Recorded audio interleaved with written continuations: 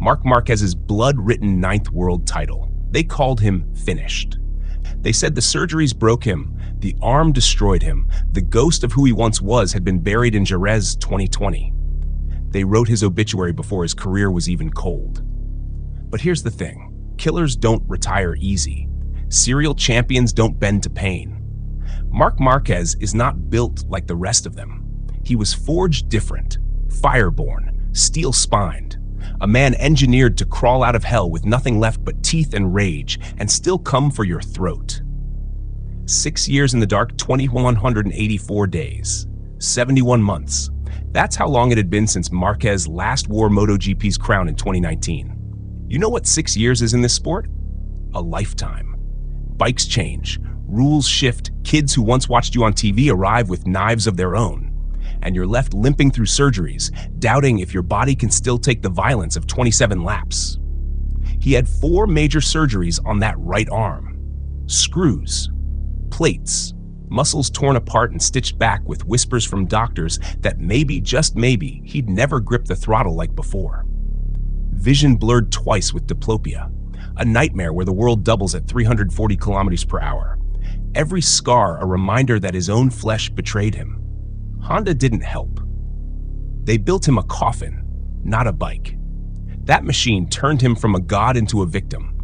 Too many of them with that cursed RC213V that sucked the light out of him. He bled for them. He nearly quit for them. But Honda never gave him a weapon worthy of his fury again. The edge of walking away. There were nights in 2021, in 2022, when even he admitted he thought of quitting. Imagine that. The most dangerous man MotoGP ever produced, sitting at home, staring at the arm that once made him immortal, wondering if it was all done. The world mocked him. Fans switched allegiances. The paddock whispered, "He's finished." His younger brother Alex carried that weight too. Every question about Marc thrown at him while Marc sat in the shadows, healing bones, battling demons. Alex endured it. 2 seasons of pain, 2 years of being reminded he wasn't his brother, while his brother was questioned if he'd ever ride again. That was hell. Not racing, not fighting, just waiting. Gresini, a gamble with no salary. Then came the crossroad. 2023's end. No factory wanted him. Ducati's jewel seats were locked. Aprilia and KTM hesitated. Yamaha was a graveyard. So he did the unthinkable. He picked Gresini. He didn't get picked. He walked in, no paycheck, no guarantees, just hunger and ego. He wanted to know if it was him or the machine. Was he still a killer, or was he just a myth? That Gresini Ducati GP23 wasn't factory spec. It was a year old, stripped, not diamond sharpened like the GP24s Bagnaia and Martin had in their hands. And yet Márquez bent it to his will. He finished 3rd in the 2024 championship. 3rd on a year-old satellite bike, ahead of factory machines. That was the resurrection. That was the moment the world realized the problem had never been Marc Márquez. It was Honda all along. Entering the factory, the GP25 Ghost. Then came Ducati 2025, the big red machine. But the GP25 wasn't some perfect blade waiting for him. It was a ghost, haunted with flaws. Bagnaia and Dall'Igna, armed with factory backing and resources, couldn't make it sing. The front-end chatter, the unpredictability, it ruined their rhythm. They looked lost. Márquez, he made it kneel. That's what serial champions do. They don't complain about the weapon. They force it to obey. Bagnaia, the double world champion, was cooked alive trying to tame it. Dall'Igna, backed with Bologna's blessing, drowned. But Márquez, the 32-year-old oldest rider in the modern era to lift a title, turned that GP25 into a warhammer. Every Sunday, he cut through fields like a wolf let loose in a pen of sheep. The screaming helmet in Japan. And then it happened. Motegi 2025, Japan. The place where ghosts are supposed to live. 24 laps. Alex, the only man mathematically left in the title fight, but already suffocated under the weight. Marc crossed the line second, not even needing victory because the war had already been decided. When he pulled off, he screamed inside that helmet. Not for points, not for numbers, for survival, for every night he thought he'd never come back, for every screw in his arm, for every insult spat his way, for every Honda-made nightmare, for 6 years of suffocation. He screamed because the world thought he was gone, but he had just become immortal. Alex Márquez, the shadow, the witness, the fighter. When you tell Marc's story, you can't skip Alex. He's more than brother to a legend. He's been both anchor and blade. In the recent interviews, Alex opens up about watching Marc bleed, carrying weight, and fighting to show he too has fire. You see 10%. I see 100%. The unseen hell. After Marc clinched the 2025 title in Japan, Alex said something that cuts through the gloss. People have only seen 10% of Marc Márquez's MotoGP comeback.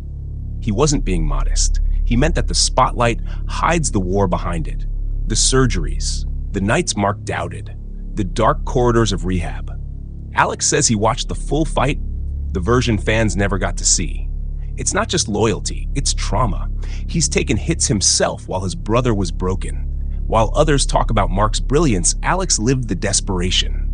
Every time someone asked, "Is Marc done?" Alex had to answer, often in silence.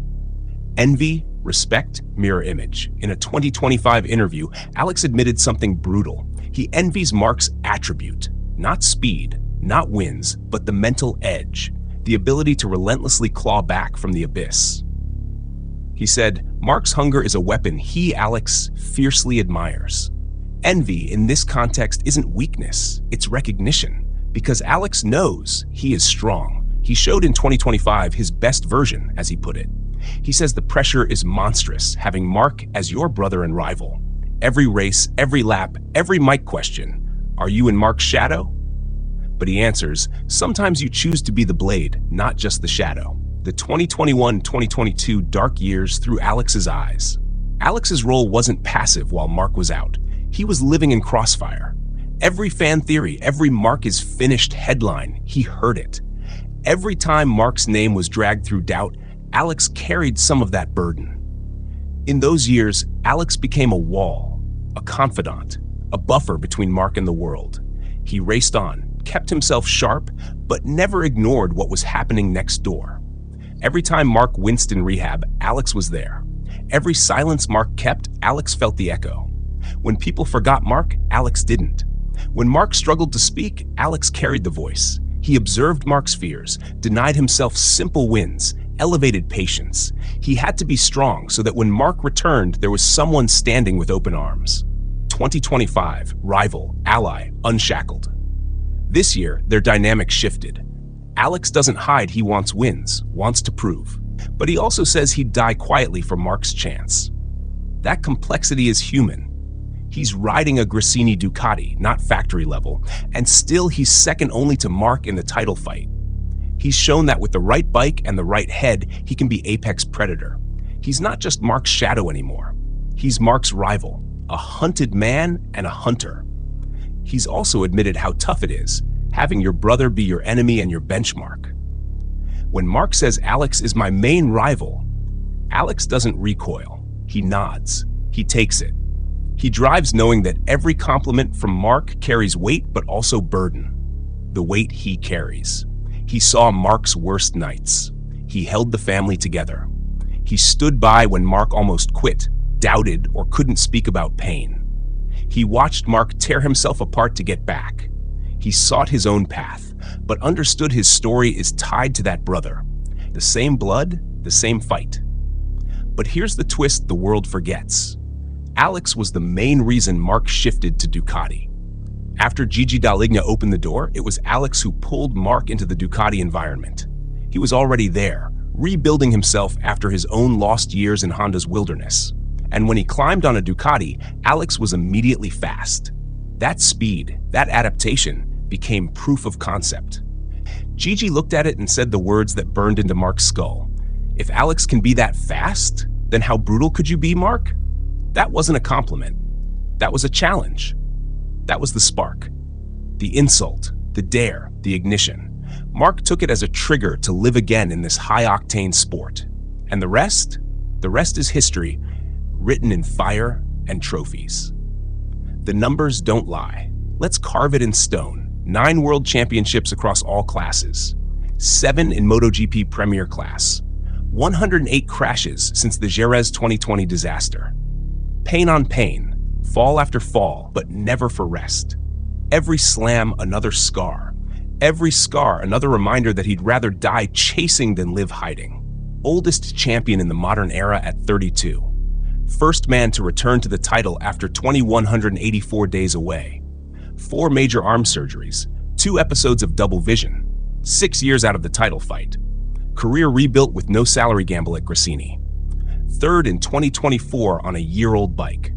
2025 world champion on a Ducati GP25 nobody else could master. This isn't resilience.